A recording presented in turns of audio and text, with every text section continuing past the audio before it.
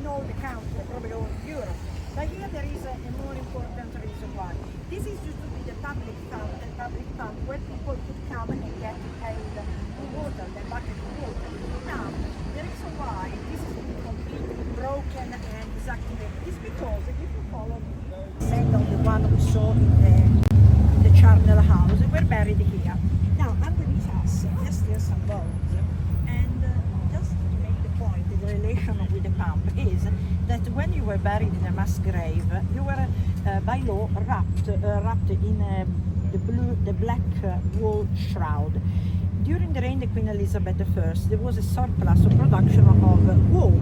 So it was decided to use this wool, because they couldn't be sold across Europe because it was such a high quantity, to reuse it for shroud for dead people.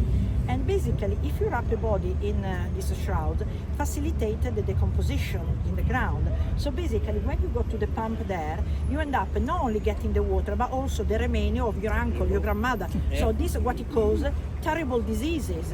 And when in mid-1800, Dr. John Snow realized the correlation of polluted water with churchyard, all the water pumps there, they were smashed and eliminated, because they realized that you can imagine, the composition was very common. Until 1832 anyway, it was a common practice to bury in the churchyard. If you were a resident of this area, you had to pay